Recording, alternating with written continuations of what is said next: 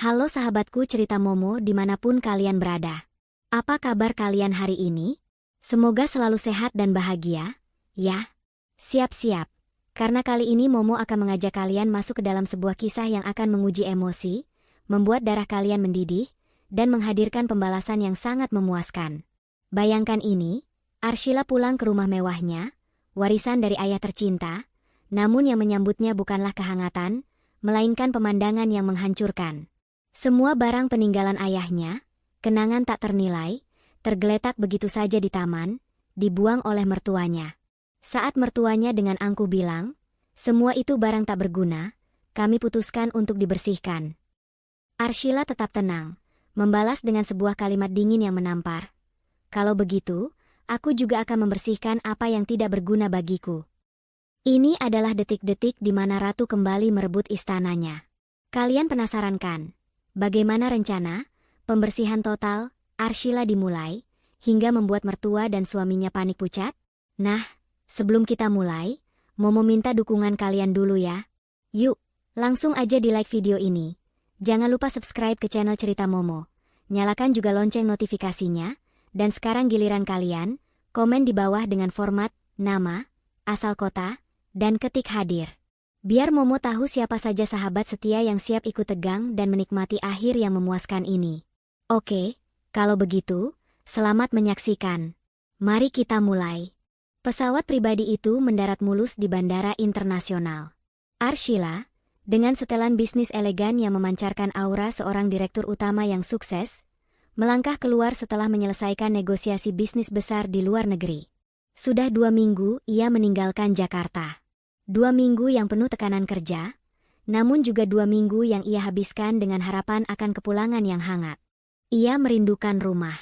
Bukan sekadar bangunan megah yang ia tinggali, tetapi rumah yang penuh kenangan dari mendiang ayahnya. Di dalam mobil mewah yang menjemputnya, Arshila menyandarkan kepala. Senyum tipis terukir di bibirnya membayangkan sapaan lembut dari suaminya, Raffi. Walaupun pernikahan mereka sering terasa hambar sejak ayahnya meninggal, dan ia sadar betul Raffi menikahinya karena status dan kekayaan, bukan cinta, Arshila masih berharap. Ia berharap Raffi setidaknya bisa menghargai warisan paling berharga yang ia miliki. Rumah megah bergaya Eropa klasik itu, yang dibangun ayahnya dengan penuh cinta. Rumah yang menyimpan seluruh jejak perjuangan hidupnya. Mobil itu memasuki kompleks perumahan elit. Jantung Arshila mulai berdebar. Gerbang besi tinggi yang biasanya tertutup rapat, kini terbuka lebar, seolah mengundang pandangan ke dalam. Perasaan aneh mulai merayapi benaknya. Ada beberapa mobil asing terparkir serampangan di halaman, mobil-mobil yang tidak ia kenal, bukan mobil milik keluarga atau karyawannya. Ketika mobilnya berhenti tepat di depan teras utama, Arshila tertegun. Pemandangan di hadapannya seperti sebuah pukulan telak yang dingin. Rumah itu ramai. Sangat ramai. Musik berdentum keras dari dalam. Beberapa pekerja asing mondar-mandir membawa kalengket dan peralatan konstruksi. Sebagian besar perabotan ruang tamu, yang merupakan koleksi antik dan kesukaan ayahnya, sudah tidak ada di tempatnya.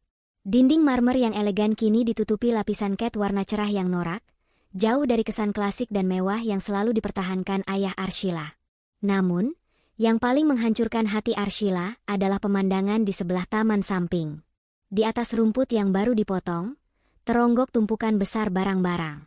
Benda-benda itu adalah jantung dari kenangan Arshila. Ada beberapa kotak kayu jati berukir peninggalan kakeknya, koleksi piringan hitam tua ayahnya, album foto keluarga yang tebal, buku-buku ayahnya yang sudah menguning, dan bahkan lukisan pemandangan yang pernah dilukis ayahnya sendiri. Semua barang itu teronggok begitu saja.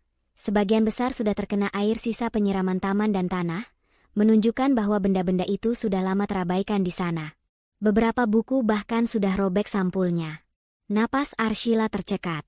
Rasa lelah dan kantuk karena penerbangan jauh langsung hilang, berganti amarah yang membakar dan nyeri yang menusuk. Ini bukan lagi soal perabotan yang diganti, ini soal kehormatan ayahnya yang diinjak-injak. Ia turun dari mobil tanpa menunggu pengawal membukakan pintu. Langkahnya cepat menuju tumpukan barang itu. Jari-jarinya gemetar menyentuh salah satu kotak kayu. Kotak ini berisi surat-surat lama ayahnya. Air matanya sudah siap tumpah. Namun ia menahannya dengan kekuatan baja. Arshila adalah pewaris, seorang wanita bisnis. Ia tidak boleh terlihat lemah di depan siapapun. Tiba-tiba, suara cempreng Bu Mayang, ibu mertuanya, terdengar dari teras. Bu Mayang muncul dari pintu utama dengan wajah berseri-seri, mengenakan daster sutra baru dan dandanan mencolok, ditemani oleh putranya, Dika, yang sedang asyik bermain ponsel dengan suara keras. "Wah, lihat, si Ratu sudah pulang," seru Bu Mayang dengan nada sinis, sama sekali tidak ada kehangatan dalam sambutannya. Ia berjalan perlahan ke arah Arshila, meneliti menantunya dari ujung kepala hingga ujung kaki dengan pandangan meremehkan. Dika mengangkat pandangan sekilas dari ponselnya dan menyeringai. "Tumben cepat sekali pulangnya, Kak Arshila. Padahal renovasi kita baru mau mulai seru." Arshila menatap dingin Bu Mayang, mengabaikan Dika. Matanya terfokus pada Bu Mayang yang tampak seperti ratu di istana orang lain. "Bu Mayang," suara Arshila terdengar rendah dan bergetar menahan emosi. "Apa-apaan ini? Apa yang terjadi dengan rumah ini? Dan apa yang membuat barang-barang berharga ayah saya ada di taman seperti sampah begini?" Bu Mayang tertawa kecil, suara tawanya menusuk telinga Arshila. "Oh, ini semua barang jadul, Nak, kusam, usang, dan tidak punya nilai estetika sama sekali. Kami memutuskan untuk bersih-bersih rumah secara total. Renovasi besar-besaran, Arshila." "Bersih-bersih?" Arshila mengulanginya, dengan penekanan tajam. "Itu adalah barang-barang peninggalan ayah saya. Itu adalah kenangan. Barang yang punya nilai sentimental tak tergantikan." "Nilai sentimental? Itu hanya tumpukan debu, sayang," potong Bu Mayang sambil mengibas-ngibaskan tangannya, seolah mengusir lalat. "Rumah ini terlalu kuno dengan semua barang-barang lama itu." Raffi setuju. "Kami akan mengubahnya menjadi gaya modern minimalis. Lebih segar, lebih kita. Kami sudah membuang semua yang tidak berguna." Kata-kata, "kami memutuskan," dan Raffi setuju, menghantam Arshila seperti palu godam. Bukan hanya Bu Mayang, tetapi suaminya sendiri ikut serta dalam penghancuran warisan ayahnya. Pengkhianatan itu terasa pahit. Bahkan lebih pahit daripada melihat barang-barang ayahnya tergeletak di rumput. "Raffi ada di mana?" tanya Arshila, mencari suaminya dengan pandangan tajam. "Suamimu sedang istirahat. Dia lelah mengawasi tukang seharian," jawab Bu Mayang enteng, lalu ia kembali mengalihkan perhatiannya pada pekerja yang sedang mengangkut sebuah sofa tua. "Cepat angkat ini. Saya tidak mau melihat barang-barang menjijikan ini lagi." Dika mendekati Arshila, menunjukkan wajah yang dibuat-buat kasihan. "Lagian Kak Arshila, ngapain sih koleksi barang-barang tua begitu? Mending uangnya buat beli tas baru kek, atau properti lain. Rumah ini kan jadi milik kita semua sekarang, ya wajar dong kita yang menentukannya." "Milik kita semua?" Arshila akhirnya kehilangan ketenangannya, tetapi suaranya justru berubah menjadi lebih dingin, mematikan, dan penuh kuasa. "Siapa yang bilang rumah ini milik kalian?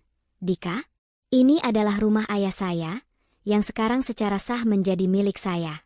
Kalian hanya menumpang." Bu Mayang tersinggung. "Menumpang? Arshila, jaga bicaramu. Kami adalah keluarga. Kami ini orang tua dan adik ipar suamimu. Kami berhak atas kenyamanan dan perubahan di rumah ini. Lagi pula, kamu ini kan perempuan, sebentar lagi pasti akan melunak. Kamu itu terlalu kaku." "Melunak? Tidak, Bu Mayang," kata Arshila, melangkah maju. Kini aura direktur yang tegas sudah sepenuhnya menguasai dirinya. Ia menatap mertuanya dari atas ke bawah. "Saya sudah cukup lama melunak. Dan inilah hasilnya. Barang-barang berharga ayah saya dibuang seperti sampah. Saya rasa, saya sudah tahu siapa dan apa yang benar-benar tidak berguna di rumah ini." Arshila mengambil napas dalam-dalam, menahan dorongan untuk berteriak atau menangis. Ia harus tenang, strategis, dan membalas dengan cara yang paling menyakitkan bagi mereka. Sambil menunjuk tumpukan barang yang kotor di taman, Bu Mayang berkata dengan suara meremehkan, "Kami hanya memutuskan untuk bersih-bersih rumah, dan semua barang itu tak berguna lagi." Arshila menoleh ke belakang, ke arah mobil mewahnya, lalu kembali menatap mata Bu Mayang dengan tatapan tanpa ampun. "Baiklah," kata Arshila pelan, namun suaranya menggema tegas. Ekspresinya benar-benar datar, jauh dari kesan emosional. Kalau begitu, saya juga akan membersihkan apa yang tidak berguna bagiku. Sudah saatnya menunjukkan siapa yang berkuasa di sini. Setelah mengucapkan kalimat yang tajam itu, Arshila berbalik. Ia bahkan tidak repot-repot menyapa Raffi yang kemungkinan besar ada di dalam, bersembunyi di balik persetujuan ibunya. Ia kembali ke mobil, memerintahkan sopir untuk langsung membawanya ke kantor hukum. Ia tidak punya waktu untuk berdrama, ia harus bergerak cepat. Kepulangan yang seharusnya manis itu telah berubah menjadi hari paling mematikan dalam hidup Bumayang dan Dika. Di mata Arshila, Bumayang, Raffi, dan Dika kini hanyalah bagian dari barang tak berguna yang harus ia singkirkan. Aroma pengkhianatan dan kehancuran ini menjadi pemicu untuk sebuah pembalasan yang dirancang dengan sempurna. Bumayang dan Dika masih berdiri di halaman, tertawa kecil, mengira Arshila hanya merajuk dan akan kembali dalam beberapa jam. Mereka tidak tahu, Arshila baru saja mencabut kartu as mereka. Rencana untuk pembersihan total itu baru saja dimulai, dan kali ini, merekalah yang akan menjadi sasaran pembersihan. Arshila meminta sopirnya untuk mengemudi cepat menuju kantor hukum milik Pak Jaya. Pak Jaya adalah mitra bisnis sekaligus pengacara pribadi mendiang ayah Arshila, dan pria itu adalah salah satu orang yang paling bisa dipercaya dan tahu seluk-beluk seluruh aset keluarga Arshila. Mobil melaju kencang, meninggalkan rumah mewah itu dan tawa sinis Bumayang di belakang. Selama perjalanan, Arshila mengatur napasnya yang memburu. Tangannya memegang erat ponsel, bukan karena takut, melainkan menahan ledakan emosi yang siap menghancurkan. Ia tahu, mengeluarkan emosi sekarang hanya akan membuang waktu dan menunjukkan kelemahan di hadapan musuhnya. Kekuatan Arshila adalah ketenangan dan strategi. Tujuan pertamanya adalah mengamankan aset hukumnya. Ia yakin bahwa Bumayang dan Raffi tidak akan pernah berani bertindak sejauh ini jika mereka tidak memiliki celah atau informasi yang membuat mereka merasa berkuasa. Arshila mencurigai Raffi telah membocorkan informasi keuangan atau legal yang seharusnya menjadi rahasia suaminya. Kecurigaan ini menjadi motivasi baru. Ia tidak hanya akan merebut kembali rumahnya, tetapi juga akan membersihkan pernikahannya dari pengkhianatan. Setibanya di kantor Pak Jaya, Arshila disambut dengan hangat oleh Pak Jaya yang terkejut melihat kedatangan Arshila yang terkesan mendadak. "Arshila, kamu sudah pulang? Kenapa tidak memberitahu saya? Ada apa?" "Wajahmu tampak tegang sekali," tanya Pak Jaya sambil mempersilakan Arshila duduk di sofa kulit ruang kerjanya yang elegan. Arshila tidak berbasa-basi. Ia langsung menceritakan apa yang ia lihat di rumahnya, mulai dari renovasi tanpa izin hingga pembuangan barang-barang ayahnya ke taman. Setiap kata yang keluar dari mulut Arshila penuh dengan kemarahan yang terkontrol. Pak Jaya terkejut. Membuang barang Tuan Agung? Itu keterlaluan. Apalagi rumah itu kan warisan. Secara hukum, itu sepenuhnya milikmu, Arshila. Kamu ahli waris tunggal. Tepat, Pak Jaya, ujar Arshila. Saya datang ke sini bukan untuk mengeluh. Saya datang untuk meminta Bapak segera bertindak. Bumayang dan Raffi harus menerima pelajaran yang setimpal. Saya ingin mereka tahu, siapa pemilik sejati rumah itu, dan siapa yang memiliki kekuasaan penuh. Pak Jaya menghela napas. Apa yang harus saya lakukan, Arshila? Apakah kita kirim surat peringatan keras agar mereka menghentikan renovasi dan mengembalikan barang-barang peninggalan itu ke tempat aman? Arshila tersenyum tipis. Sebuah senyum yang sama sekali tidak ramah, justru penuh dengan perhitungan. Tidak, Pak Jaya. Itu terlalu lunak. Saya ingin mereka syok. Saya ingin mereka berpikir mereka sudah menang, lalu saya akan menjatuhkan mereka dengan keras. Saya sudah bilang, saya akan membersihkan apa yang tidak berguna. Dan itu termasuk mereka. Arshila menjelaskan rencananya. Rencananya tidak hanya fokus pada pengusiran, tetapi juga pada penguasaan finansial yang akan mencekik Raffi, Bumayang, dan Dika. Ia meminta Pak Jaya untuk segera mengumpulkan semua dokumen penting. Rumah itu, Pak Jaya, apakah benar-benar tidak ada celah hukum sedikit pun bagi mereka untuk mengklaimnya? Sama sekali tidak, Arshila. Tuan Agung mendaftarkan rumah itu di bawah Yayasan Kesejahteraan yang mana kamu adalah direktur dan pemilik saham mayoritas, sekaligus ahli waris tunggal. Itu aset yayasan, bukan aset keluarga Raffi dan Bu Mayang. Mereka tidak punya hak apa-apa. Bahkan jika kamu bercerai dari Raffi, rumah itu tidak akan masuk dalam harta Gonogini karena merupakan warisan dan aset yayasan. Mereka tidak tahu ini, karena Tuan Agung sangat merahasiakannya dan hanya saya dan kamu yang tahu. Mendengar kata-kata Pak Jaya, sebuah ide brilian muncul di benak Arshila. Bu Mayang dan Dika selalu hidup mewah dari uang jatah bulanan yang diberikan Raffi, yang sebenarnya sebagian besar berasal dari aset-aset Arshila. Waktunya memotong aliran dana itu. Pak Jaya, selain surat perintah pengosongan rumah, saya ingin Bapak segera mengurus pembekuan beberapa rekening bank atas nama Raffi, Bu Mayang, dan Dika, perintah Arshila. Loh? Membekukan? Atas dasar apa, Arshila? Pak Jaya tampak kaget. Atas dasar audit internal mendadak di yayasan. Saya curiga ada dana yayasan yang digunakan untuk kepentingan pribadi mereka tanpa sepengetahuan saya. Bukankah beberapa properti yang dimiliki Bu Mayang dan Dika baru-baru ini dibeli saat saya sedang sibuk? Bapak harus menyelidikinya. Kirimkan surat notifikasi audit itu bersamaan dengan surat pengosongan. Kita akan membuat mereka panik total. Itu rencana yang berani, Arshila, kata Pak Jaya sambil menggelengkan kepala, terkesan dengan ketegasan Arshila. Kamu benar-benar sudah berubah. Saya hanya belajar, Pak Jaya. Saya belajar bahwa kebaikan dan toleransi saya selama ini dianggap kebodohan oleh mereka. Sekarang saatnya mereka tahu arti kekuasaan sejati. Setelah menyelesaikan urusan legal dengan Pak Jaya, Arshila menghubungi sahabat terbaiknya, Siska. Siska adalah support system yang tidak pernah gagal memberikan dukungan emosional dan logika bagi Arshila. Siska, aku butuh kamu. Kita harus bertemu sekarang. Suara Arshila terdengar datar, namun Siska langsung mengenali ada badai besar di balik ketenangan itu. Mereka bertemu di sebuah kafe tersembunyi. Siska hampir tidak percaya mendengar cerita Arshila. Mereka benar-benar gila. Arshila, mereka pikir mereka bisa seenaknya menghancurkan barang ayahmu? Dan Raffi setuju? Kamu harus menceraikannya secepatnya. Tentu saja aku akan menceraikannya, SIS. Tapi sebelum itu, mereka harus merasakan kehilangan yang jauh lebih menyakitkan daripada kerugian materi.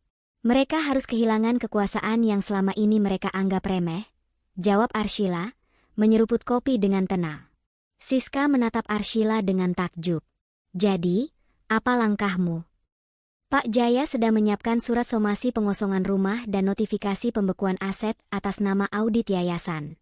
Aku ingin kamu melakukan satu hal lagi, SIS. Aku ingin kamu bantu menyebarkan ini. Arshila mengeluarkan ponselnya dan menunjukkan beberapa foto yang ia ambil sesaat sebelum meninggalkan rumah. Foto-foto tumpukan barang peninggalan ayahnya yang kotor dan basah di taman, berdampingan dengan foto Bu Mayang dan Dika yang tertawa di depan renovasi yang baru dimulai. Ini adalah bukti. Aku ingin kamu sebarkan ke semua grup sosialita elit Jakarta. Jangan sebutkan nama. Cukup tuliskan, lihatlah betapa kejamnya menantu dan keluarga yang berencana menguasai warisan. Membuang barang berharga mendiang mertua seperti sampah. Pembalasan akan datang segera.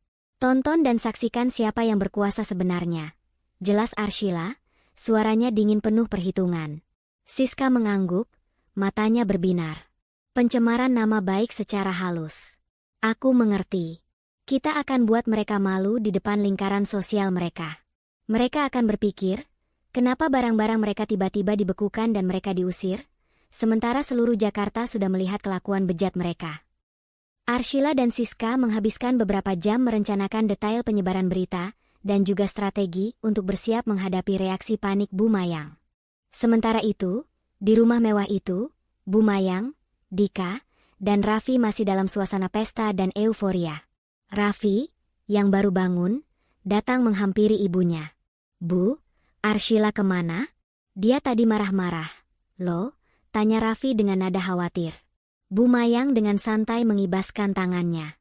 Biasa, nak, dia kan anak manja. Paling cuma ngambek. Biarkan saja. Dia sebentar lagi juga pulang. Percayalah, Raffi, wanita sepertinya tidak akan bisa hidup tanpa rumah semewah ini dan fasilitas yang selama ini kamu berikan. Dika menambahkan, benar, Kak. Lagian dia sudah lama tidak ada di rumah. Waktunya kita yang menguasai dan menikmati semua ini. Kita berhak, kok. Kak Arshila terlalu pelit dan selalu ingin semuanya terlihat tua dan kusam. Raffi sebenarnya merasakan sedikit rasa bersalah, terutama saat mengingat pandangan dingin Arshila sebelum pergi. Namun, ia terlalu lemah dan terlalu terikat dengan ibunya. Ia memilih untuk menenangkan dirinya sendiri dan kembali setuju dengan Bu Mayang bahwa Arshila akan kembali. Ia tidak berani membayangkan jika Arshila benar-benar meninggalkannya. Mereka melanjutkan renovasi, tertawa dan bergosip tentang Arshila yang dianggapnya sudah menyerah. Mereka bahkan mulai merencanakan akan menjual beberapa perabotan lama yang tidak sempat dibuang untuk menambah dana liburan mereka. Mereka tidak menyadari, mereka sedang berpesta di atas ranjau yang sudah dipasang oleh Arshila dan Pak Jaya. Di kantornya, Pak Jaya telah menyelesaikan surat somasi pengosongan rumah dan notifikasi pembekuan aset Raffi, Bu Mayang, dan Dika. Surat itu sangat detail, mencantumkan dasar hukum kepemilikan yayasan dan ancaman pidana jika mereka menolak untuk kooperatif dalam proses audit mendadak. Pak Jaya mengirim utusannya untuk menyerahkan surat itu langsung ke alamat rumah mewah Arshila keesokan harinya. Bersamaan dengan itu, Siska mulai menyebarkan foto-foto dan narasi pedas itu di grup-grup sosialita. Bu Mayang dan Dika sedang menikmati makan malam mewah di ruang makan yang berantakan karena renovasi ketika Dika menerima notifikasi di ponselnya. Itu adalah unggahan Siska yang kini viral di kalangan mereka. Dika membacanya keras-keras, sambil tertawa. Lihat ini, Bu, ada yang sebar gosip tentang menantu durhaka yang buang barang mertua. Cocok sekali kan dengan yang kita lakukan. Dika tertawa terbahak-bahak. Namun, tawa mereka terhenti ketika seorang kurir datang dan menyerahkan sebuah amplop coklat besar kepada Raffi.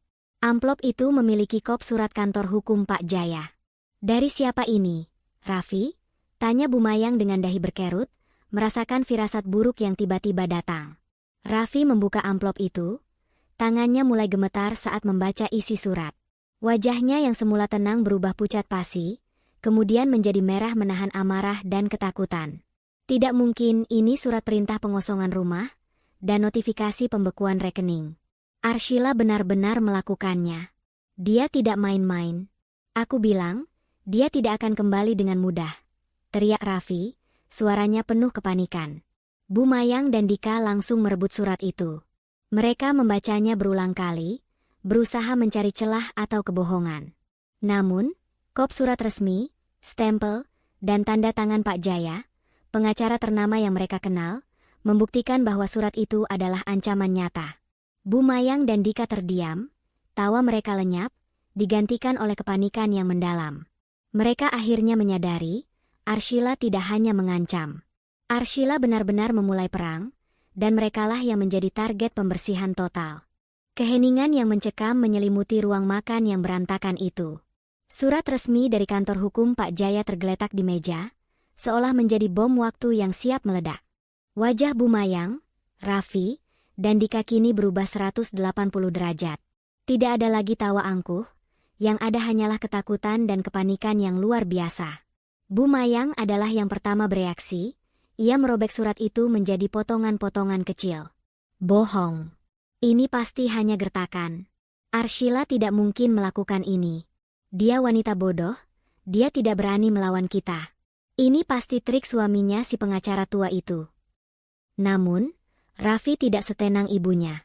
Tidak, Bu, ini kop surat Pak Jaya. Ibu tahu sendiri reputasinya. Dan ini bukan hanya soal pengosongan rumah, Bu. Ini soal pembekuan aset dan audit yayasan. Jika ada masalah dengan yayasan, semua yang kita miliki bisa ditarik. Dika, yang selama ini hanya peduli pada uang dan kemewahan, mulai histeris. Ia mencoba masuk ke aplikasi perbankannya di ponsel. Tidak mungkin. Coba aku cek saldo rekeningku. Kemarin masih ada puluhan juta. Wajah Dika langsung memucat seputih kertas begitu ia melihat layar ponselnya. Saldo rekeningnya menunjukkan angka 0, dengan notifikasi bahwa rekeningnya sedang ditangguhkan. Kosong. 0, Bu. Semua dibekukan.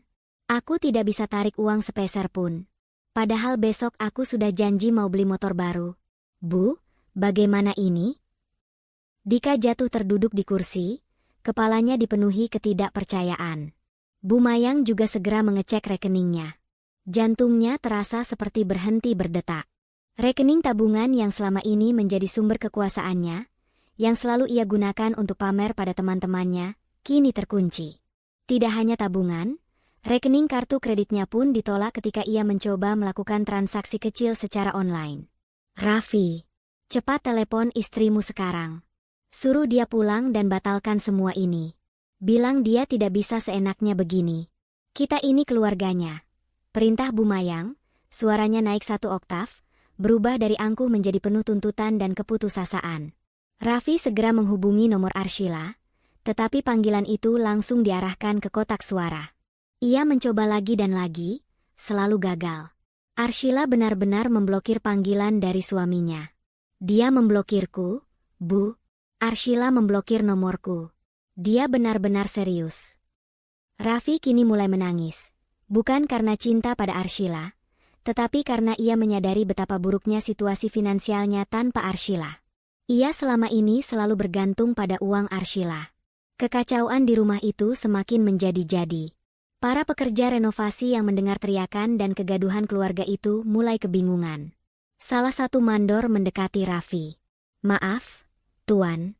Kami dengar ada masalah. Tadi ada orang bilang kalau pekerjaan kami harus dihentikan mendadak. Karena rumah ini katanya mau disita, tanya mandor itu, ragu-ragu. Bu Mayang langsung menyergah, berlagak tenang dan mencoba menutupi kepanikan. Tidak. Kalian jangan dengarkan gosip murahan. Terus saja bekerja. Kami hanya sedikit salah paham keluarga. Rumah ini tetap rumah kami. Namun, saat Bu Mayang mengatakan itu, ponsel Dika kembali berdering. Kali ini dari seorang teman arsitek yang seharusnya membantu Dika merencanakan tata ruang baru di rumah itu. Dika, kamu serius? Rumah yang kamu tempati itu mau disita? Aku lihat di grup sosialita, gosipnya sudah menyebar kemana-mana. Katanya kamu dan ibu kamu membuang barang berharga mendiang mertua istrimu ke taman? Astaga, Dika. Gosipnya sudah sampai ke telinga Bu Marta. Loh? Suara di ujung telepon itu penuh kehebohan. Dika menjauhkan ponselnya dari telinga dan menatap Bu Mayang. Bu, ini gawat. Gosipnya sudah menyebar. Ini pasti ulah Arshila dan Siska. Mereka ingin mempermalukan kita. Bu Mayang akhirnya menyadari bahwa Arshila tidak hanya menyerang secara hukum dan finansial, tetapi juga secara sosial. Kehormatan dan harga diri mereka di mata kalangan elit sudah hancur. Mereka selama ini sangat menjaga citra di depan publik. Di tengah kekacauan itu, Bu Mayang kembali memerintahkan Raffi, jangan diam saja. Coba telepon Pak Jaya. Telepon siapapun yang bisa membatalkan surat ini. Raffi menelepon kantor Pak Jaya. Setelah beberapa kali mencoba, ia berhasil berbicara dengan sekretaris Pak Jaya.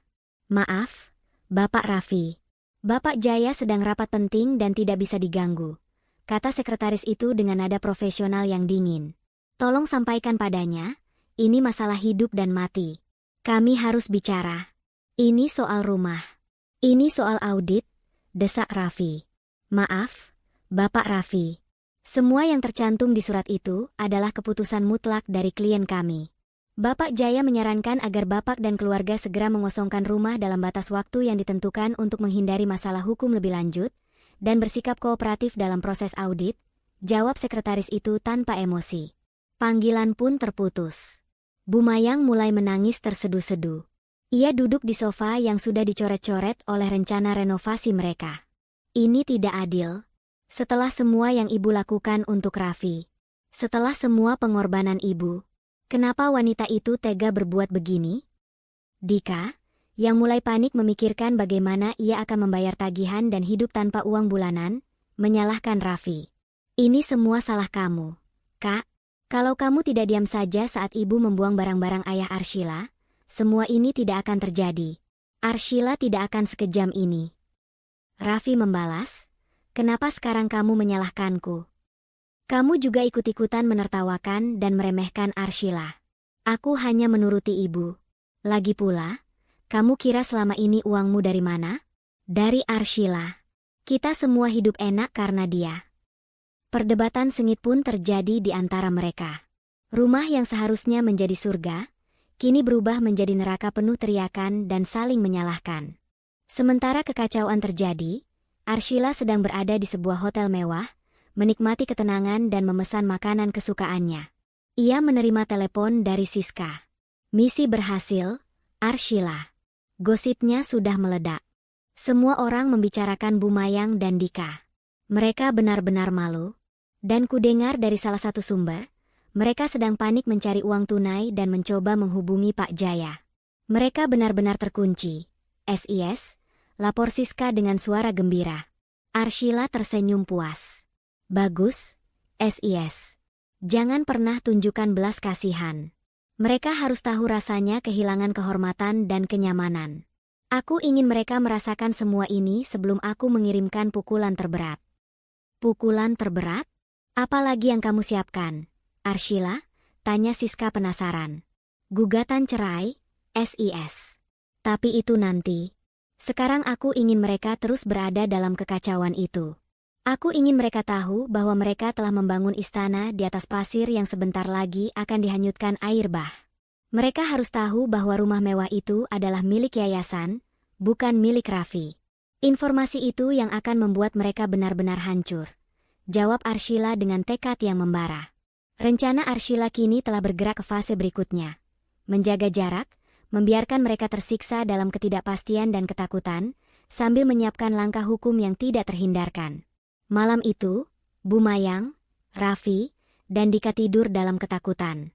Mereka mulai mengemas beberapa barang pribadi dengan tergesa-gesa, tetapi mereka kebingungan hendak pergi kemana, karena semua kartu dan rekening mereka dibekukan. Mereka terperangkap di dalam rumah yang dalam waktu 48 jam akan menjadi milik orang lain. Mereka menyesali setiap tawa, setiap cemoohan, dan setiap peremehan yang pernah mereka lontarkan kepada Arshila. Waktu 48 jam yang diberikan Arshila dan Pak Jaya terasa seperti 48 detik bagi Bumayang, Raffi, dan Dika. 2 hari itu adalah neraka. Mereka kehabisan uang tunai, tidak bisa membeli makanan yang layak, dan paling parah, mereka harus menahan malu karena gosip tentang kejahatan mereka telah menyebar ke seluruh lingkaran sosial mereka. Panggilan telepon dari teman-teman yang biasanya ramah kini berubah menjadi pertanyaan bernada sindiran dan penghakiman. Raffi mencoba menghubungi teman-teman bisnisnya untuk meminjam uang atau meminta bantuan hukum, tetapi semua pintu tertutup. Nama Pak Jaya sebagai pengacara yang menangani kasus ini sudah cukup membuat semua orang enggan ikut campur, takut terseret dalam masalah aset yayasan yang sangat sensitif. Di malam kedua, Bumayang, yang biasanya tampil angkuh, tampak kuyu. Ia duduk di ruang tamu yang kini terlihat lebih berantakan dari sebelumnya, dikelilingi barang-barang yang buru-buru mereka kemas. Ini tidak bisa dibiarkan. Raffi, kita tidak bisa diusir begitu saja seperti gelandangan. Rumah ini terlalu besar, terlalu nyaman. Ibu tidak mau tinggal di kontrakan sempit. Ratap Bumayang, suaranya serak. Lalu ibu mau bagaimana lagi, Bu? Arshila benar-benar mengunci kita. Kita bahkan tidak punya uang untuk membayar taksi. Semua aset kita dibekukan atas dasar audit bodoh itu. Balas Raffi, frustrasi. Ia menyalahkan ibunya karena bersikap terlalu ceroboh dengan barang-barang peninggalan ayah Arshila. Kita harus memancingnya keluar, Raffi. Arshila adalah wanita yang suka drama. Kita harus memberinya drama yang dia inginkan. Dia pasti mengira kita sedang panik dan menangis. Ujar Bumayang, matanya tiba-tiba berbinar dengan ide licik. Dika, yang tadinya murung, langsung tertarik. Maksud ibu? Ya, kita akan adakan pesta tawa. Pesta kecil. Kita akan undang beberapa teman dan tetangga yang kepo dan biarkan mereka melihat bahwa kita baik-baik saja, bahwa kita masih tertawa. Kita tunjukkan bahwa surat somasi dan gosip itu hanyalah angin lalu. Jelas Bumayang dengan seringai tipis. Raffi ragu. Tapi, Bu, kita tidak punya uang. Bagaimana kita mau pesta? Lagi pula, bukannya itu malah semakin mempermalukan kita. Diam, Raffi. Dengarkan ibu. Kita masih punya beberapa botol anggur mahal di gudang dan makanan kaleng sisa catering bulan lalu. Kita akan membuatnya terlihat seperti pesta sederhana yang hangat, bukan pesta mewah. Ini semua hanya sandiwara, Nak. Kita harus meyakinkan Arshila bahwa ancamannya tidak mempan. Itu akan membuatnya panik dan akhirnya menelepon kita untuk bernegosiasi. Bu Mayang bangkit, semangatnya kembali membara, digantikan oleh keputusasaan. Mereka pun melaksanakan rencana gila itu. Dengan sisa tenaga dan harga diri yang tersisa, mereka membersihkan sedikit ruang teras depan. Dika menghubungi beberapa teman yang masih bersedia datang, meyakinkan mereka bahwa gosip itu hanya fitnah dan mereka ingin merayakan keberhasilan. Mereka memulai renovasi besar-besaran. Sore itu, beberapa mobil tampak memasuki gerbang. Bu Mayang, Raffi, dan Dika mengenakan pakaian terbaik mereka yang tersisa. Musik diputar keras-keras, dan mereka tertawa, tawa yang terdengar sangat dipaksakan dan palsu. Bu Mayang menyambut para tamu dengan senyum lebar, seolah tidak terjadi apa-apa. Selamat datang. Maaf ya, rumah agak berantakan. Kami sedang merenovasi total. Mau kami ubah menjadi gaya minimalis modern, ujar Bu Mayang pada salah satu tetangga, suaranya nyaring. Tetangga itu, seorang wanita bernama Ibu Rina yang terkenal cerewet, menatap curiga pada tumpukan barang yang tertutup terpal di taman. Oh ya? Renovasi sampai buang-buang barang peninggalan suami anak? Kasihan ya, Bu Arshila. Bu Mayang tertawa terbahak-bahak. Ah, gosip itu. Tuan, itu hanya barang-barang lama yang tidak penting. Kami sudah sepakat. Arshila sudah tahu. Dia hanya sedang sibuk di luar kota dan akan segera kembali. Tidak ada masalah apa-apa, kok. Kami hanya senang-senang sedikit. Sementara Bu Mayang sibuk bersandiwara, Raffi dan Dika juga dipaksa untuk berpura-pura bahagia.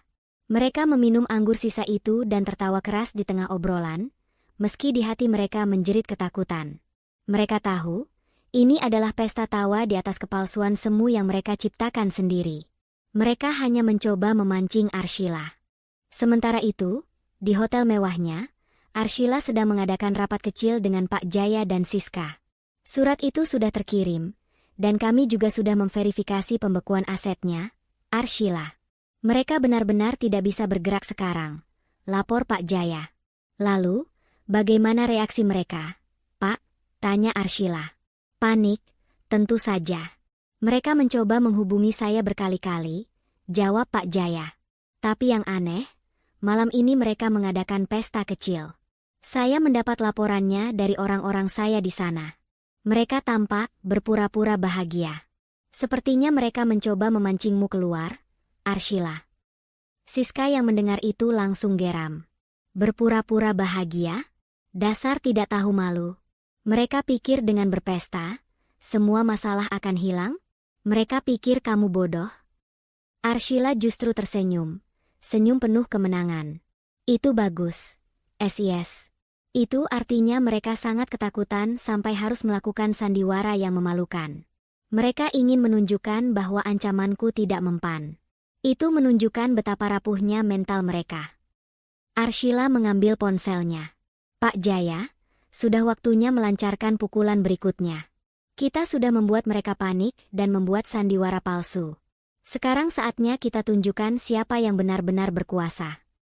Apa rencana Anda, Arshila? Tanya Pak Jaya, tertarik. Saya ingin Bapak menyiapkan dan mengajukan 2 dokumen penting malam ini. Pertama, gugatan cerai dari saya untuk Raffi, dengan tuntutan ganti rugi atas kerusakan barang peninggalan ayah saya dan juga KDRT non-fisik, kekerasan emosional dan pengabaian. Kedua, yang paling penting, saya ingin Bapak mengirimkan salinan akta pendirian yayasan kepada Bu Mayang dan Raffi, malam ini juga. Kirim melalui kurir khusus yang langsung menyerahkannya ke tangan Bu Mayang. Pak Jaya mengerutkan dahi. Mengapa akta pendirian yayasan, Arshila? Bukankah itu terlalu cepat? Bukankah itu senjata terakhir kita? Tidak, Pak Jaya. Itu bukan senjata terakhir. Itu adalah bom atom. Mereka saat ini masih berpikir mereka punya celah hukum karena status Raffi sebagai suami. Begitu mereka melihat di akta itu bahwa rumah dan semua aset itu di bawah nama yayasan dan Raffi tidak punya hak apa-apa, kepercayaan diri palsu mereka akan hancur total. Mereka akan menyadari, selama ini mereka hidup dalam ilusi dan mereka hanya penumpang di rumah ini. Jelas Arshila, matanya memancarkan tekad. Dan saya ingin pengiriman dokumen itu terjadi tepat pukul 21, saat pesta tawa palsu mereka sedang mencapai puncaknya. Biarkan mereka membaca 2 kabar buruk itu di tengah tawa palsu mereka. Pak Jaya mengangguk. Baik, Arshila. Saya akan siapkan semuanya. Ini akan menjadi malam yang panjang bagi mereka. Sementara itu, di rumah mewah itu, pukul 8 malam, suasana semakin ramai. Bu Mayang sudah sedikit mabuk anggur dan semakin keras tertawa, memamerkan kalung berlian palsunya. Dika menari-nari dengan canggung, berusaha keras terlihat gembira. Raffi, di sudut teras, hanya bisa tersenyum tipis. Matanya terus melirik ke pintu, menunggu balasan dari Arshila. Tiba-tiba, tepat pukul 21, sebuah mobil sedan hitam berhenti di depan gerbang. Seorang kurir berjas rapi, membawa amplop coklat besar, berjalan lurus menuju teras. Maaf, permisi. Apakah ini kediaman Ibu Mayang? Tanya kurir itu dengan suara tegas. Bu Mayang yang sedang asyik tertawa terhenti. Iya, saya Bu Mayang. Ada apa? Saya ada kiriman khusus yang sangat penting, Ibu. Dokumen dari kantor hukum. Harus diserahkan langsung ke tangan Ibu, ujar kurir itu. Bu Mayang mengambil amplop itu dengan kesal. Ia pikir itu hanya tagihan atau surat dari bank yang dibekukan. Ia merobek amplop itu, bermaksud membuangnya, tetapi matanya terpaku pada isi di dalamnya. Di sana ada 2 dokumen. Satu adalah surat gugatan cerai Arshila terhadap Raffi, dan yang kedua adalah salinan tebal akta pendirian Yayasan Keluarga Agung. Bu Mayang membacanya, dan wajahnya yang tadinya merah karena anggur, kini berubah menjadi seputih salju. Tubuhnya mulai gemetar. Apa itu, Bu? Tanya Raffi yang mendekat, terkejut melihat perubahan ekspresi ibunya. Bu Mayang tidak bisa bicara. Ia hanya menjatuhkan kedua dokumen itu ke lantai. Raffi mengambilnya. Matanya membesar saat melihat kata-kata, gugatan cerai, dan aset berada di bawah naungan yayasan, sepenuhnya dikendalikan oleh Direktur Utama, Arshila Agung. Raffi terduduk lemas. Ia akhirnya menyadari kebenaran yang kejam, ia tidak pernah memiliki rumah itu. Ia tidak pernah memiliki apapun tanpa persetujuan Arshila. Dan kini, Arshila tidak hanya mengusirnya, tetapi juga menceraikannya dan memblokir seluruh akses kehidupannya yang mewah. Tawa di pesta itu meredup.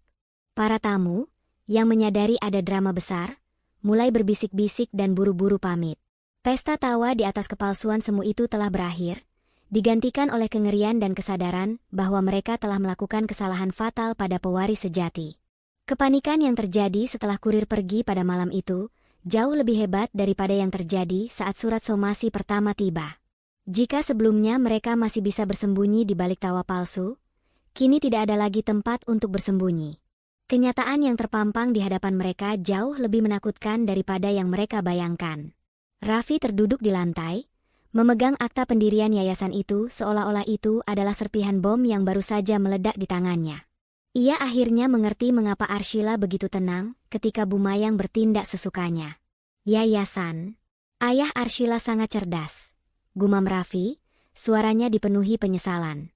Rumah ini tidak pernah menjadi milikku. Tidak akan pernah menjadi harta Gonogini. Kami hanya menumpang selama ini. Bu Mayang, yang tadinya marah, kini tampak seperti patung. Matanya menatap kosong ke depan. Ia telah menghabiskan waktu bertahun-tahun merencanakan untuk menguasai rumah dan harta ini, berpikir bahwa setelah ayah Arshila meninggal, semuanya akan jatuh ke tangan Raffi, dan secara otomatis ke tangannya. Rencana renovasi, pembuangan barang, semua itu adalah langkah awal untuk mengklaim kekuasaan. Kini, semuanya runtuh. Dika yang sudah lama menikmati hidup mewah tanpa bekerja, mulai menangis seperti anak kecil. Bu, aku tidak mau hidup miskin. Aku tidak mau. Bagaimana aku bisa membayar hutang-hutangku? Aku tidak punya uang tunai sepeser pun. Ibu harus melakukan sesuatu. Diam, Dika. Jangan buat ibu tambah pusing. Bentak Bu Mayang, meski suaranya sendiri terdengar lemah. Bu Mayang mengambil surat gugatan cerai itu. Ia melihat detail tuntutan Arshila, cerai, ganti rugi atas kerusakan barang peninggalan ayah, dan pengakuan Raffi atas kekerasan emosional dan pengabaian. Ia menyadari, ini bukan hanya soal rumah. Arshila menuntut pembalasan penuh, bukan hanya materi, tetapi juga moral. Kita harus bicara dengannya. Kita harus meminta maaf. Kita harus berlutut jika perlu, kata Bu Mayang, Harga dirinya benar-benar telah hilang digantikan oleh ketakutan finansial. Raffi menggeleng. Sudah terlambat, Bu. Dia memblokirku. Dia memblokir semua nomor kita. Lalu bagaimana? Teriak Bu Mayang. Kita tidak bisa hanya menunggu diusir. Kita harus menunjukkan bahwa kita mau bernegosiasi. Kita harus memintanya kembali. Raffi, kamu harus menjadi suami yang baik, minta maaf padanya. Dia pasti akan luluh. Bu Mayang memaksa Raffi untuk mencari cara menghubungi Arshila. Setelah mencoba berbagai cara, Raffi akhirnya berhasil menghubungi Arshila melalui nomor telepon kantornya, berpura-pura menjadi klien penting. Arshila, yang sedang menikmati ketenangan di hotel, mengangkat telepon. Halo, dengan kantor CEO Yayasan Agung, ada yang bisa saya bantu? Jawab Arshila dengan nada suara profesional, seolah tidak mengenal penelepon itu. Arshila, ini aku, Raffi, seru Raffi dengan suara memohon. Arshila terdiam sejenak, lalu terdengar helaan napas sinis. Oh, Tuan Raffi, ada keperluan apa Anda menghubungi kantor saya sepagi ini? Bukankah seharusnya Anda sibuk mengosongkan rumah yang bukan milik Anda? Sayang, tolong dengarkan aku. Aku minta maaf. Aku salah. Bu Mayang salah. Kami tidak tahu soal yayasan itu. Kami hanya terlalu bodoh. Kami tidak bermaksud membuang barang ayahmu. Kami akan mengembalikannya, kami akan membersihkannya. Pinta Raffi dengan nada yang dibuat-buat menyesal. Terlambat, Raffi, potong Arshila dengan suara dingin. Keputusan sudah dibuat. Barang-barang ayah saya sudah terbuang. Sama seperti kepercayaan saya pada Anda. Dan Anda tahu, Raffi, tidak ada penyesalan yang tulus di suara Anda. Yang ada hanya ketakutan karena rekening Anda kosong dan Anda akan menjadi tunawisma. Saya tidak bodoh. Bu Mayang merebut telepon dari Raffi. Arshila, ini Ibu. Tolong. Nak, Ibu mohon. Jangan ceraikan Raffi. Jangan bekukan semua rekening kami. Ibu berjanji tidak akan ikut campur lagi. Ibu bahkan akan mencium kakimu jika kamu mau membatalkan semua ini. Terdengar tawa kecil yang sinis dari seberang telepon. Mencium kaki saya? Itu tawaran yang menarik, Bu Mayang. Tapi, maaf.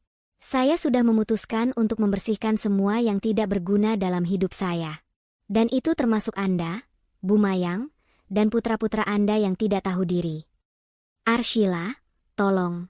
Kami akan benar-benar diusir. Kami tidak punya tempat tinggal. Tangis Bu Mayang. Itu konsekuensi atas perbuatan Anda. Saya memberikan Anda waktu yang cukup untuk mengosongkan rumah. Jika Anda masih ada di sana besok pagi, saya akan meminta Pak Jaya untuk melakukan tindakan penarikan paksa. Dan itu akan lebih memalukan daripada ini. Selamat tinggal, Tuan Raffi dan Ibu Mayang. Nikmati sisa waktu Anda di rumah yang bukan milik Anda. Arshila langsung menutup telepon, menolak segala bentuk negosiasi. Ia menatap ponselnya dengan mata berkaca-kaca, bukan karena kasihan, tetapi karena sedih melihat betapa rendahnya martabat orang yang pernah ia cintai dan hormati. Setelah telepon putus, kepanikan di rumah itu berubah menjadi kekacauan total. Mereka tahu Arshila tidak akan melunak. Kata-kata, penarikan paksa, bergema menakutkan di kepala mereka. Raffi dan Dika mulai mengemas barang-barang yang mereka anggap paling penting, tetapi mereka bertengkar hebat karena hanya ada sedikit koper. Ini koperku. Pakaian mahalku harus muat semua, teriak Dika. Bodoh. Uang kita habis, buat apa lagi pakaian mahal? Kita harus cari dokumen penting kita yang tidak dibekukan. Atau kita akan benar-benar tidak punya apa-apa, balas Raffi. Bu Mayang, yang sudah putus asa, mondar-mandir di ruang tamu. Ia mencoba satu trik terakhir, memainkan kartu ayah Arshila. Ia bergegas ke taman, di mana barang-barang peninggalan itu masih tergeletak. Ia meminta Dika mengambil beberapa foto dirinya yang sedang membersihkan dan memeluk barang-barang ayah Arshila. Cepat foto, Dika. Ibu akan sebar foto ini dan bilang bahwa Arshila salah paham. Bahwa kita sudah mengembalikannya dan minta maaf. Perintah Bu Mayang, tersenyum palsu sambil memeluk album foto tua yang basah. Dika mengambil beberapa foto yang penuh kepalsuan itu. Bu Mayang kemudian mengirimkan foto itu ke Siska dan beberapa rekan bisnis Arshila, berharap ada yang merasa kasihan. Namun, di hotelnya, Arshila hanya tersenyum dingin ketika Siska menunjukkan foto-foto itu. Mereka mencoba bermain drama. Sayangnya, saya adalah sutradara drama ini, SIS. Arshila segera menelepon Pak Jaya. Pak Jaya, mereka mulai berdrama. Saya ingin Bapak segera menyiapkan tim penarikan. Saya ingin showdown ini terjadi besok pagi. Dan tolong, bawa petugas kebersihan profesional. Saya ingin rumah itu benar-benar steril dari jejak mereka. Siap, Arshila. Saya akan mengurus semuanya. Kita akan bertemu di sana besok pagi jam 8, jawab Pak Jaya. Arshila mengakhiri panggilan. Ia menatap keluar jendela. Malam terakhir bagi Bu Mayang, Raffi, dan Dika di rumah itu. Mereka mungkin berpura-pura memperbaiki kesalahan, tetapi mereka sudah terlalu jauh. Ekspresi wajah mereka yang tadinya angkuh kini pasti telah berubah menjadi ketakutan murni. Keesokan paginya, Bu Mayang, Raffi, dan Dika terbangun dengan perasaan cemas yang tidak tertahankan. Mereka tidak tidur semalaman. Mereka hanya menunggu. Mereka berharap Arshila akan melunak, atau setidaknya memberikan perpanjangan waktu. Tepat pukul 8 pagi, saat mereka sedang sarapan mie instan sisa di dapur, suara gemuruh mobil besar terdengar dari luar gerbang. Bukan hanya satu, tapi beberapa. Raffi berlari ke jendela dan wajahnya langsung memucat. Di luar gerbang, berdiri tegak Pak Jaya, didampingi oleh beberapa pria bertubuh besar dari tim keamanan, dan yang paling membuat Bu Mayang pucat, sebuah mobil van besar bertuliskan, Jasa Pengepakan Pemindahan Barang. Pak Jaya tidak memedulikan Raffi. Ia berjalan ke pintu utama, lalu menekan bel berkali-kali. Bu Mayang, yang sudah merasa dunianya runtuh, membuka pintu. Ia melihat ekspresi dingin Pak Jaya, dan pandangan mata tim keamanan yang tegas. Selamat pagi, Ibu Mayang, sapa Pak Jaya tanpa basa-basi. Waktu Anda sudah habis. Sesuai dengan surat perintah pengosongan, kami datang untuk melakukan penarikan aset dan mengamankan rumah ini. Mohon kerjasamanya. Kami akan mulai membersihkan rumah ini sekarang. Ekspresi wajah Bu Mayang, yang tadinya penuh harapan palsu, kini berubah menjadi ngeri, menyadari bahwa permainan telah benar-benar berakhir. Pagi itu, suara gerungan mobil van perusahaan pemindah barang dan langkah kaki tim keamanan memenuhi halaman rumah mewah. Bu Mayang berdiri terpaku di ambang pintu, menatap Pak Jaya dan timnya dengan mata melebar karena terkejut dan marah. Di belakangnya, Raffi dan Dika tampak panik, berusaha menahan mereka yang masuk. Kalian tidak berhak.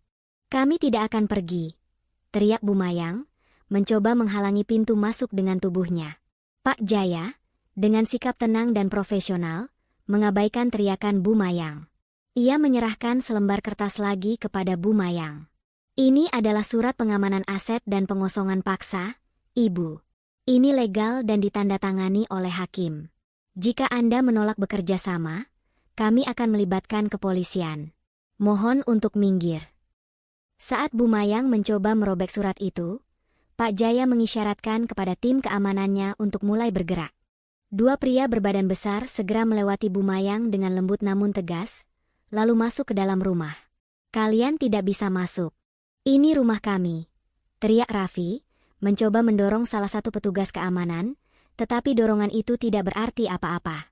Raffi, yang selama ini hanya mengandalkan uang dan status, tidak memiliki kekuatan fisik maupun mental untuk menghadapi situasi ini. Dika, melihat kekacauan itu, berusaha menyelinap keluar untuk mencari bantuan, tetapi Pak Jaya sudah mengantisipasinya. Tahan dia, perintah Pak Jaya kepada petugas di gerbang. Tidak ada yang keluar sampai proses pengosongan selesai. Proses pembersihan ala Arshila dimulai.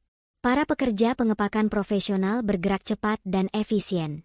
Mereka bukan hanya mengangkut barang, tetapi juga memisahkan mana aset milik yayasan yang harus diamankan, dan mana barang pribadi Raffi, Bu Mayang, dan Dika yang harus dikeluarkan. Bu Mayang berlari ke ruang tamu, mencoba melindungi perabotan yang baru setengah dicat ulang untuk renovasi. Jangan sentuh itu. Itu punya kami. Itu ideku. Seorang pekerja menunjukkan padanya daftar aset yayasan yang disahkan. Maaf, Ibu.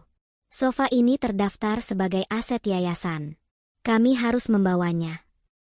Bu Mayang histeris. Ia melihat lukisan ayah Arshila yang sempat ia buang ke taman dan kini sudah diselamatkan dan diamankan oleh tim Arshila, seolah-olah mengejeknya. Sementara itu, Raffi berlari ke kamar tidurnya, mencoba mengumpulkan perhiasan dan barang-barang berharga miliknya, tetapi semua laci dan lemari ternyata sudah kosong. Barang-barangku, perhiasanku hilang, teriak Raffi panik. Pak Jaya menjelaskan dari bawah, tenang, Tuan Raffi. Semua perhiasan berharga milik Anda dan Ibu sudah diamankan oleh klien kami. Kami akan mengembalikannya setelah proses inventarisasi dan audit yayasan selesai. Jika terbukti ada aset yayasan yang dibeli menggunakan dana pribadi, itu akan disita. Jika terbukti tidak, akan dikembalikan saat Anda sudah punya alamat yang jelas. Kata-kata Pak Jaya itu sungguh menusuk. Mereka tidak hanya diusir, tetapi juga diperlakukan seperti pencuri yang harus diawasi. Di tengah kekacauan itu, sebuah mobil sedan mewah berhenti di depan gerbang. Keluar dari sana, dengan langkah tenang dan aura penuh kekuasaan, adalah Arshila. Ia tidak ditemani Siska, ia datang sendiri, ingin menghadapi kekacauan yang ia ciptakan. Arshila melangkah melewati Bu Mayang yang terkejut melihat kehadirannya. Ia sama sekali tidak menoleh ke arah Raffi yang kini sudah menangis putus asa. Ia berjalan ke ruang tamu yang kini penuh dengan kotak-kotak. Bu Mayang segera mendekati Arshila, air mata palsu mengalir di pipinya. Arshila, kamu tega. Kamu tega begini pada kami? Kami ini keluargamu. Arshila berhenti, menoleh perlahan ke arah Bu Mayang. Matanya dingin, tanpa emosi. Keluarga? Keluarga tidak membuang kenangan berharga yang dimiliki ayah saya. Keluarga tidak merencanakan untuk menguasai harta milik orang lain. Anda dan putra-putra Anda adalah parasit, Bu Mayang. Tapi Raffi suamimu. Dia berhak atas semua ini, teriak Bu Mayang, menunjukkan gugatan cerai di tangannya. Arshila mengangkat alis. Oh, Anda lupa? Saya sudah mengajukan gugatan cerai. Dan bahkan sebelum itu, saya katakan sekali lagi, rumah ini milikku, bukan milikmu. Suara Arshila lantang dan tegas. Ia menunjuk ke akta yayasan yang sudah lecek di tangan Raffi. Rumah ini milik yayasan. Saya adalah direktur utama dan pemilik mayoritas. Raffi tidak punya hak apa-apa. Selama ini, kalian hanya diizinkan tinggal di sini sebagai bentuk kemurahan hati saya, yang kalian balas dengan pengkhianatan dan ketidakpedulian. Kemurahan hati itu sudah berakhir. Bu Mayang mencoba melakukan trik terakhirnya. Ia berlutut di depan Arshila. Naila, Ibu mohon. Kami akan pergi. Tapi tolong, jangan ceraikan Raffi. Kami akan miskin. Kami tidak punya apa-apa lagi. Raffi melihat adegan ibunya berlutut, hatinya hancur karena malu. Ia membenci Arshila, tetapi ia lebih membenci dirinya sendiri karena tidak berdaya. Arshila menatap Bu Mayang yang berlutut di lantai dengan jijik. Kebiasaan buruk tidak bisa diperbaiki, Bu Mayang. Penyesalan Anda terlambat. Saya ingin hidup saya bersih dari orang-orang seperti Anda. Gugatan cerai akan terus berlanjut. Dan sekarang, saya minta Anda dan putra-putra Anda segera meninggalkan rumah ini. Barang-barang pribadi kalian sudah dikemas dan akan dikirim ke gudang sewaan selama seminggu. Setelah itu, silakan urus sendiri. Arshila berbalik dan berjalan menuju perapian, tempat ia melihat coretan cat yang merusak dinding. Ia menghubungi mandor dan memesan tim konstruksi baru, yang tugas pertamanya adalah mengembalikan semua dinding ke warna aslinya. Bu Mayang berdiri, wajahnya merah padam karena amarah yang tidak bisa ia luapkan. Ia melihat Dika yang hanya bisa menangis ketakutan di sudut, dan Raffi yang tertunduk malu. Mereka sudah kalah total. Tanpa berkata apa-apa lagi, Arshila memerintahkan tim keamanannya untuk mengawal Bu Mayang, Raffi, dan Dika keluar. Angkut mereka keluar. Saya tidak mau melihat wajah mereka di properti yayasan lagi, perintah Arshila. Bu Mayang melawan, tetapi ia kalah jumlah dan tenaga. Ia diseret keluar, berteriak dan memaki-maki Arshila, disaksikan oleh beberapa tetangga yang menonton drama pagi hari itu. Wanita kejam. Kamu akan menyesal. Raffi tidak akan memaafkanmu, teriak Bu Mayang sambil diseret keluar gerbang. Raffi menatap Arshila dari kejauhan. Ia tidak lagi memohon. Matanya penuh kebencian dan penyesalan. Ia tahu, ia telah kehilangan segalanya. Arshila hanya melihat kepergian mereka dari teras. Ketika gerbang tertutup dan suara teriakan Bumayang menghilang, Arshila menarik napas lega. Ia telah merebut kembali kedaulatannya. Rumah itu kini benar-benar bersih dari barang-barang tak berguna yang ia maksud. Ia menoleh ke Pak Jaya. Terima kasih, Pak Jaya. Sekarang, mari kita bersihkan sisa kekacauan mereka dan fokus pada gugatan cerai. Saat Arshila berjalan masuk ke dalam rumah, ia merasakan kehadiran ayahnya. Ia tahu, ayahnya pasti bangga padanya karena telah menjaga warisan itu dengan kuat dan berani. Bumayang, Raffi, dan Dika terlempar ke jalanan tanpa tujuan yang jelas. Dengan rekening dibekukan dan kartu ditolak, mereka tidak bisa menyewa hotel apalagi membeli tiket untuk melarikan diri keluar kota. Mereka hanya membawa beberapa tas kecil yang isinya tidak seberapa, sisanya telah dibawa ke gudang sewaan oleh tim Arshila.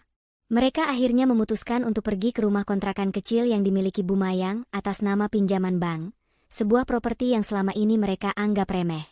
Namun, di sana pun, nasib buruk kembali menyergap. Setibanya di kontrakan itu, mereka mendapati rumah itu sudah disegel. Ada sebuah surat pemberitahuan tertempel di pintu. Di surat itu tercantum bahwa karena kredit macet dan gagal bayar yang berkepanjangan, bank telah mengambil alih properti tersebut. Raffi dan Dika baru sadar bahwa rumah itu dibeli dengan dana yang seharusnya masuk ke yayasan Arshila, dan kini, dengan rekening dibekukan, mereka tidak bisa lagi menutup pinjaman itu. Tidak mungkin. Ini satu-satunya tempat yang kita punya. Teriak Bumayang, suaranya sudah serak karena terus-terusan berteriak sejak pagi. Ini semua karena audit sialan Arshila. Dia pasti yang memberitahu bank. Dia sedang menarik semuanya, Bu. Semua yang kita miliki. Ujar Raffi, wajahnya kini terlihat semakin tua karena tekanan. Mereka pun benar-benar menjadi tunawisma. Mereka terpaksa tidur di jalanan, di taman kota, menggunakan sisa uang receh untuk membeli air minum. Penderitaan fisik ini jauh lebih berat daripada penghinaan sosial yang mereka terima. Bumayang, yang selalu tidur di kasur empuk dengan pendingin udara, kini harus merasakan dinginnya malam dan gigitan nyamuk. Sementara itu, Arshila sedang mengadakan konferensi pers mendadak. Acara ini diselenggarakan di kantor Yayasan Agung. Siska, sahabatnya, mengatur agar acara ini diliput oleh banyak media. Di depan kamera dan para wartawan, Arshila, dengan wajah tenang dan tatapan mata yang kuat, mengumumkan dua hal penting. Pertama, ia mengumumkan bahwa Yayasan Agung telah mengajukan gugatan cerai terhadap Raffi atas dasar kekerasan emosional, pengabaian, dan upaya pengambil alihan aset yayasan. Kedua, ia mengumumkan hasil audit internal mendadak yang menunjukkan adanya penggunaan dana yayasan oleh Bumayang, Raffi, dan Dika untuk kepentingan pribadi, yang mengakibatkan pembekuan aset dan penarikan paksa beberapa properti. Saya melakukan ini bukan karena dendam pribadi, kata Arshila dengan suara tegas di depan mikrofon. Saya melakukan ini untuk menjaga integritas yayasan dan kehormatan mendiang ayah saya, yang asetnya nyaris dijarah oleh mereka yang tidak bertanggung jawab. Saya sudah mencoba berbicara baik-baik, tetapi mereka membalasnya dengan membuang kenangan ayah saya seperti sampah. Konferensi pers itu menjadi berita utama malam itu juga. Kejatuhan keluarga Raffi menjadi tontonan nasional, aib mereka terungkap sepenuhnya. Malam itu, saat Bumayang, Raffi, dan Dika sedang bersembunyi di bawah jembatan layang, sebuah ponsel tua milik Dika yang entah bagaimana masih menyala dan tersambung ke wifi publik, menerima notifikasi. Itu adalah video konferensi pers Arshila. Mereka menonton dengan mata terbelalak. Wajah Arshila yang tenang, suaranya yang tegas, semuanya adalah hukuman bagi mereka. Ketika Arshila secara terbuka menyebut mereka sebagai mereka yang tidak bertanggung jawab dan penjarah aset, kemarahan Bumayang memuncak, namun sudah tidak ada lagi daya yang tersisa. Dia menghancurkan kita. Dia menghancurkan kita sepenuhnya. Bisik Bumayang, air mata mengering di pipinya. Ia menyadari, kekalahan mereka bukan hanya materi, tetapi juga reputasi. Mereka kini menjadi paria di mata masyarakat, akibat dari keserakahan mereka sendiri. Kekacauan itu telah mencapai titik paling mengerikan. Beberapa minggu kemudian, tiba hari yang dinantikan, sidang pertama gugatan cerai Arshila terhadap Raffi. Berita tentang kasus ini telah menyebar luas, menarik perhatian media massa. Di satu sisi ruang sidang, duduklah Arshila. Ia tampil sederhana namun berwibawa, didampingi oleh Pak Jaya dan Siska. Arshila tampak tenang, wajahnya memancarkan kekuatan seorang wanita yang telah mengambil kembali kendali atas hidupnya. Di sisi lain, duduklah Raffi, didampingi oleh Bu Mayang dan Dika, serta seorang pengacara seadanya yang disewa dengan sisa uang tunai yang mereka miliki. Kondisi mereka sangat memprihatinkan. Raffi tampak kurus dan stres. Bu Mayang terlihat lusuh tanpa dandanan dan perhiasan mewahnya, sementara Dika terus menunduk, malu dan ketakutan. Sidang dimulai. Pengacara Raffi mencoba berargumen bahwa gugatan cerai ini tidak berdasar, dan bahwa pembuangan barang adalah kesalahpahaman keluarga, bukan niat jahat. Ia berusaha meyakinkan hakim bahwa Raffi masih mencintai Arshila dan ingin rujuk. Saat giliran Pak Jaya, pengacara Arshila, berbicara, ia langsung menyajikan bukti-bukti yang tidak terbantahkan. Yang mulia hakim, kata Pak Jaya dengan suara tegas. Klien kami tidak hanya menuntut perceraian. Kami menuntut keadilan atas tindakan kriminal dan moral yang dilakukan pihak tergugat dan keluarganya. Kami memiliki bukti visual bahwa Tuan Raffi, Ibu Mayang, dan Dika secara sengaja membuang barang-barang peninggalan ayah klien kami ke tempat sampah di taman, merencanakan renovasi ilegal, dan berusaha mengambil alih aset yayasan yang sah milik klien kami. Pak Jaya kemudian memutarkan rekaman CCTV dari hari kepulangan Arshila, yang menunjukkan Bu Mayang dan Dika tertawa terbahak-bahak sambil memerintahkan pekerja membuang barang-barang ayah Arshila. Rekaman itu juga memperlihatkan Raffi yang berdiri pasif, tidak melakukan apapun untuk mencegahnya. Raffi, melihat rekaman itu di layar, hanya bisa tertunduk semakin dalam. Bu Mayang mulai berteriak dari tempat duduknya. Bohong. Itu direkayasa. Raffi tidak bersalah. Wanita itu hanya serakah. Teriak Bu Mayang, berusaha menginterupsi jalannya sidang. Hakim mengetuk palu dengan keras. Ibu Mayang, harap tenang atau Anda akan dikeluarkan. Arshila kemudian diminta memberikan kesaksian. Ia berdiri tegak, menatap lurus ke arah hakim, tetapi pandangannya sekilas singgah pada Raffi, Bu Mayang, dan Dika, tatapan yang penuh kepuasan yang dingin. Yang mulia hakim, ujar Arshila dengan suara yang jelas dan mantap. Saya menceraikan Tuan Raffi bukan hanya karena pengkhianatan, tetapi karena ia telah menghilangkan rasa hormat terakhir saya. Ia membiarkan ibu dan adiknya merusak warisan ayah saya, menghancurkan kenangan saya. Ia memilih harta dan kebohongan ibunya daripada kejujuran dan kehormatan rumah tangga kami. Saya tidak bisa lagi hidup dengan orang yang menganggap saya dan kenangan ayah saya sebagai barang tak berguna. Arshila lalu melangkah maju dan menyerahkan setumpuk dokumen. Kami juga telah melampirkan hasil audit yayasan, yang mulia. Terbukti, Tuan Raffi dan keluarganya menggunakan dana yayasan untuk membeli aset pribadi mereka, dan kini semua aset itu telah dibekukan. Mereka tidak hanya merusak hati, tetapi juga mencoreng nama baik yayasan yang didirikan dengan integritas.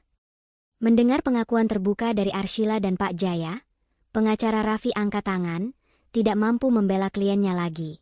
Ia menyadari kasus ini sudah kalah telak.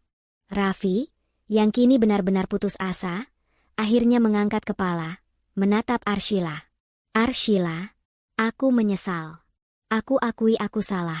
Tolong, batalkan gugatan cerai ini. Aku janji akan berubah. Pinta Raffi dengan suara parau, air mata penyesalan, atau mungkin ketakutan, mengalir di pipinya.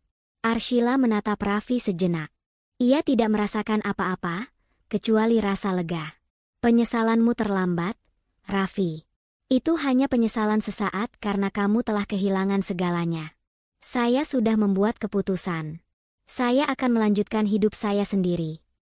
Hakim memutuskan untuk melanjutkan sidang ke tahap berikutnya, dengan indikasi kuat bahwa gugatan cerai akan dikabulkan, dan tuntutan ganti rugi serta penyitaan aset yang dibeli dengan dana yayasan akan dikabulkan penuh. Bu Mayang, Raffi, dan Dika meninggalkan ruang sidang dalam kehancuran total. Konfrontasi terakhir mereka dengan Arshila telah membuktikan bahwa mereka tidak punya kekuatan apapun lagi. Mereka telah kehilangan segalanya, rumah, uang, dan harga diri. Beberapa bulan berlalu. Proses hukum berjalan cepat, didukung oleh bukti-bukti kuat yang disajikan oleh Pak Jaya. Gugatan cerai Arshila dikabulkan. Raffi secara resmi bukan lagi suami Arshila dan harus membayar ganti rugi. Semua aset yang dibeli oleh Bu Mayang dan Dika menggunakan dana Yayasan Agung resmi disita, termasuk properti kecil yang mereka harapkan bisa menjadi tempat tinggal terakhir. Bu Mayang, Raffi, dan Dika kini hidup dalam kemiskinan dan penyesalan yang mendalam. Mereka terpaksa tinggal di sebuah kontrakan kumuh di pinggiran kota, dibiayai oleh pinjaman kecil dari kerabat jauh yang kasihan, tetapi tidak bisa membantu banyak. Raffi, yang selama ini tidak pernah bekerja keras dan selalu mengandalkan uang Arshila, kini harus menjadi pekerja serabutan. Ia yang dulunya berpakaian jas mahal, kini mengenakan pakaian lusuh dan bekerja di bawah terik matahari. Kehidupan yang mewah dan mudah telah berakhir. Bu Mayang, yang selalu menganggap dirinya ratu sosialita, kini harus memasak dan mencuci sendiri. Keangkuhan dan harga dirinya telah hancur. Ia sering menangis, bukan karena ia menyayangi Arshila, tetapi karena ia merindukan kenyamanan dan status sosialnya yang hilang. Ia terus menyalahkan Arshila atas nasib buruk mereka, tetapi di dalam hatinya, ia tahu bahwa semua ini dimulai dari keserakahannya sendiri. Dika, yang tidak bisa melanjutkan gaya hidupnya yang foya-foya, menjadi depresi dan sering menyalahkan ibu serta kakaknya. Mereka bertiga terjebak dalam lingkaran saling menyalahkan, tidak mampu berdamai dengan kenyataan pahit bahwa hidup mereka hancur total. Pada suatu sore yang dingin, Raffi sedang menyeka meja di warung tempat ia bekerja. Secara tak sengaja, ia melihat berita di televisi. Berita itu menayangkan peresmian sebuah yayasan sosial besar yang baru dibuka kembali setelah renovasi, Yayasan Agung. Di layar, tampak Arshila, berdiri tegak dan tersenyum tulus, memberikan pidato tentang pentingnya integritas dan menjaga warisan. Arshila terlihat semakin cantik, semakin sukses, dan memancarkan aura kebahagiaan sejati. Ia sama sekali tidak terlihat terpengaruh oleh drama yang pernah melingkupinya. Di sampingnya, berdiri Pak Jaya dan Siska. Raffi terpaku. Ia melihat mantan istrinya, sang ratu, yang ia sia-siakan, kini bersinar terang di puncak kejayaan. Kontras dengan kehidupannya yang kini suram dan menyedihkan. Lihat dia, Bu, teriak Raffi sambil menarik lengan Bu Mayang yang sedang duduk di bangku warung. Bu Mayang menoleh, dan melihat sosok Arshila di layar kaca. Seketika, air mata Bu Mayang tumpah. Bukan air mata kemarahan, tetapi air mata penyesalan yang terlambat. Ia melihat kemewahan yang seharusnya masih menjadi bagian dari hidupnya.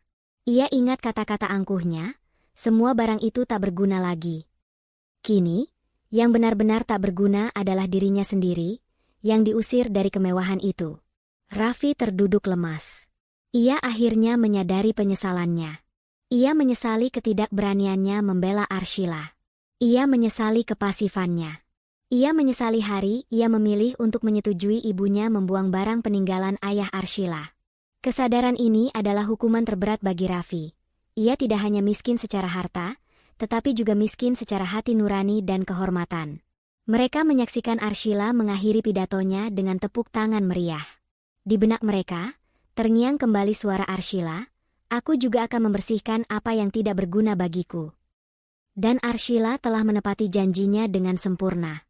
Kejatuhan finansial mereka telah mencapai titik nadir, meninggalkan mereka dalam jurang penyesalan yang tak berujung. Setahun telah berlalu sejak perceraian dan pengusiran Bu Mayang, Raffi, serta Dika. Arshila kini benar-benar telah menjadi ratu di istana sendiri. Setelah merombak total rumah mewahnya, ia mengembalikan semua perabotan dan nuansa klasik yang disukai mendiang ayahnya, dan membuat sebuah ruangan khusus untuk menyimpan semua barang peninggalan ayahnya yang sempat dibuang di taman. Ruangan itu bukan hanya gudang, melainkan sebuah museum kecil yang penuh cinta dan kehormatan. Arshila memimpin Yayasan Agung dengan tangan dingin dan penuh integritas. Karirnya menanjak tajam, dan ia menemukan kebahagiaan sejati dalam pekerjaannya dan kehadiran sahabatnya, Siska, serta dukungan penuh dari Pak Jaya. Ia tidak lagi mencari cinta. Ia mencari kedaulatan atas dirinya sendiri, dan ia telah menemukannya. Ia membuktikan bahwa seorang wanita bisa berdiri tegak, sukses, dan bahagia tanpa bergantung pada pria yang salah. Sementara itu, kehidupan Bu Mayang, Raffi, dan Dika semakin terpuruk. Mereka berpindah-pindah tempat tinggal dan pekerjaan serabutan. Mereka menjadi contoh nyata karma yang harus dibayar mahal. Gosip tentang kejatuhan mereka perlahan memudar, tetapi kehidupan mereka tidak pernah kembali normal. Mereka hidup dalam bayang-bayang masa lalu yang mewah, penuh penyesalan, dan saling menyalahkan tanpa akhir. Mereka tahu, kembalinya kemewahan hanyalah mimpi kosong. Suatu hari, Arshila sedang berjalan di sekitar taman rumahnya. Ia melihat ke gerbang yang kini berdiri kokoh dan selalu tertutup rapat. Ia tersenyum, bukan karena ia senang melihat mereka menderita, tetapi karena ia bangga pada dirinya sendiri yang berani mengambil tindakan.